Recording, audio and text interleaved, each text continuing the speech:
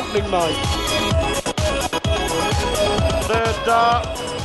No problem. 120. Jack out for Webster. Oh yes! Oh yes! 3 sets to 0.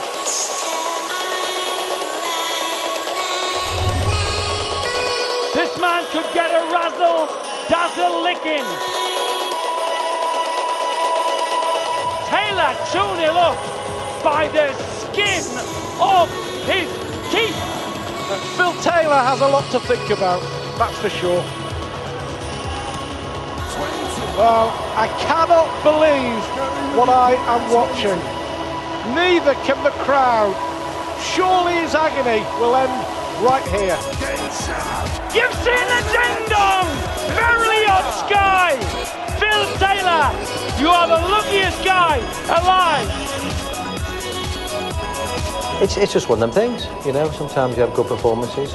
You know, people say my career's finished. Maybe they're right, maybe they're wrong. I don't know. I've never heard you talk like that before. Well, I don't. So people do. But I mean, I don't do averages like that normally. So I've got to put that right for the next round now. Eric and Rod are here. Eric, Taylor's form last night has changed the face of this tournament, hasn't it? And the bookers have changed the price as well. I mean, it's about 4 to 5 now. I mean, but he won. I mean, it's that was his chance to beat him. Mawson's chance. I mean, Phil's through now. He's got 11 days to put it right. He'll go home, he'll look himself in the shave, and he'll say, well, all right, I'll play bad there. Can you put it right in 11 days? Yes, yeah. You write him off at your peril. You can't write him off. I mean, he's a brilliant dart player, and he will. There's something wrong somewhere, and he's just got to find what it is. He played a couple of good legs here and there, but he didn't look right on his doubles. He was a long way away from his trebles. He was in big fives. You know, it was all over the place, to be quite honest. He averaged 88. I mean, he never does that. No, and I mean, as Eric said, if when Phil throws 88, you've got to beat him. You know, you can't let him win at that. He just looked very tired, Dave. As Eric said, you know, the darts were lower, the treble 20, they were lower, the doubles and wide, and that's not Phil. As Eric said, there's something wrong. If it's him being a bit tired, then fill yourself up, do yourself right. And, you know, 11 days, I think he will put himself right. I think, you know, 4 to 5, people are going to have some big bets on that. Do we sometimes forget, you know, sportsmen aren't machines. The human beings, they have personal problems, personal lives like the rest of us, and that has obviously affected Phil, hasn't it? Well, it's right.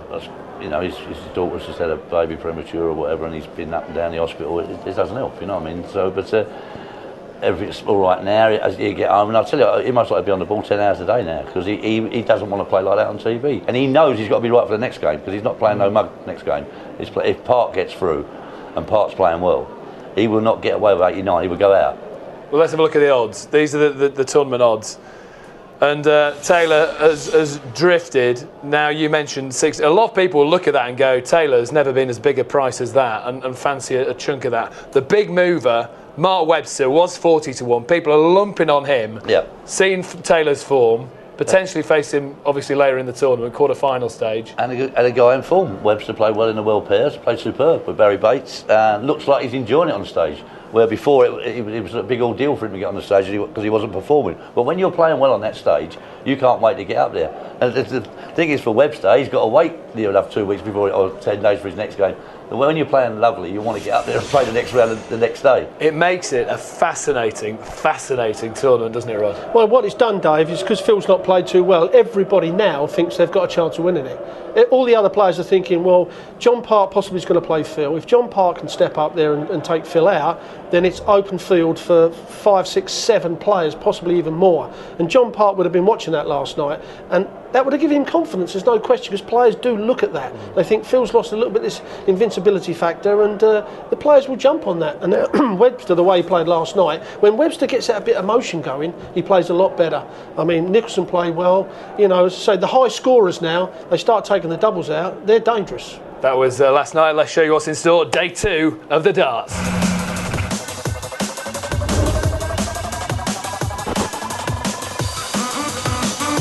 After an injury-ravaged 3 years, the Dutchman Roland Scholten hoping to dominate at the Alexandra Palace.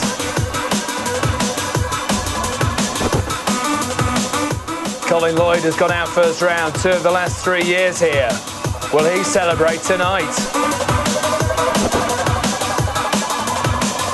Adrian Lewis, finalist in Dublin, hopes to win his first major title against the Viper from Hartlepool. Tony Eccles hoping to raise the roof. Will the Rocket be rocking the Ali Pally? Ronnie Baxter starts his campaign.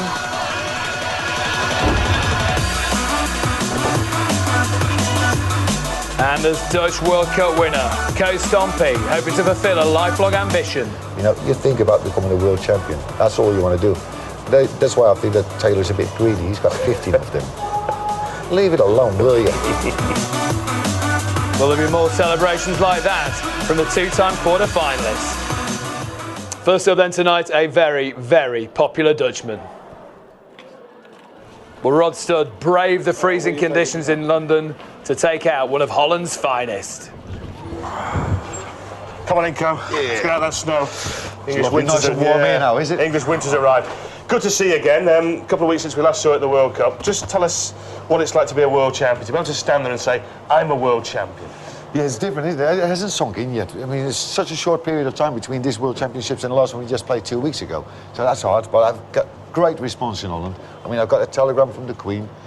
So that reminds you, hey, I am a true world champion. I mean, it must have been terrific, though, up on the big stage there with your old mate Raymond van Barneveld, winning the Cup for Holland. Yeah. I mean, great stuff. Just winning it for Holland, but winning it for him as well, because it means the world to him. That's better. Co, you've had some good nights down at the Ali Pally, haven't you, over the last couple of years? A couple of quarter-finals. Just give us some memories of the Ali Pally from your perspective. Well, so far, only good, only. What I really like about the Alexandra Palace is that the crowd is really behind me. That's what I love. Doesn't matter who I play, whether it's an Englishman or they'll support me. Yeah. That's what I love. Tell us about this first game against Peter Wright. He could be an awkward opponent for you in the first round. Oh, he could be. I mean, I've played him once on the floor stage in Las Vegas. And I think I was like 4-1 up, and he still beat me 6-5. And that's still in the back of my mind. Don't think too easy. These guys don't come here to catch flies. They come here to play darts. Now, he's very famous for his hair wear, his hairstyle. A little disappointed, Co, that you haven't come up with something yourself. As soon as I saw the draw, I thought, like, I'll let my hair grow, but nah, short period of time. Didn't work. Now, then I was thinking about buying a wig and put all sorts of colour in that as well. And I thought, like, no, it looks all right on him. Let it be let away. Now, I think it's great. The Phil Taylor story from the other night, or last night, he didn't play well. Now, I'm sure you saw it, and I'm sure the other boys are all talking about it. Oh, absolutely. What's the word in the practice room? What are the other players saying about Phil Taylor at the moment? Well, the thing is with players, they always hoping that Phil is not playing well, so they have a chance and a shot at his title. I always say, don't write him off yet. We talked about the World Cup before and the World Team Championship.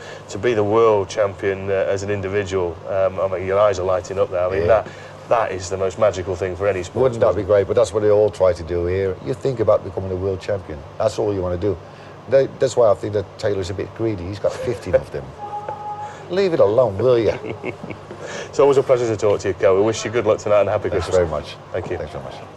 He's a very grounded individual, is Co Stompy, and a lot of people will fancy him having a run at this tournament. 7-1 on. Difficult to get good odds at this stage of the competition, Eric.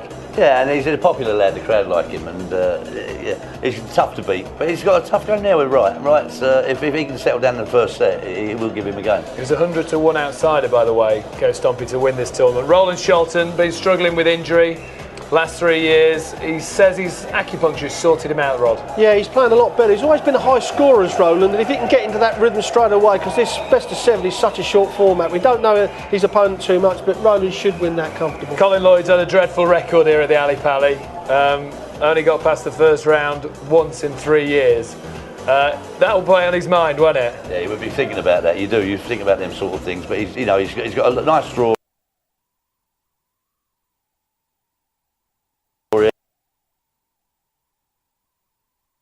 Lewis has got to prove something after the Grand Prix, and I think he will tonight. I think he's prepared himself right, and his high scoring is going to get him through this game.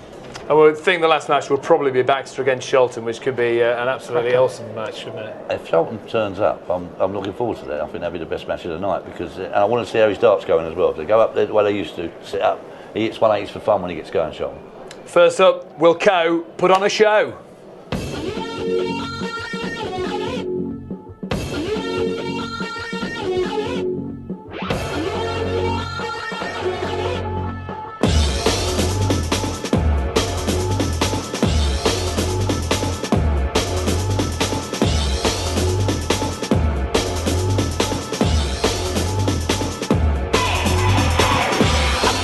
start off.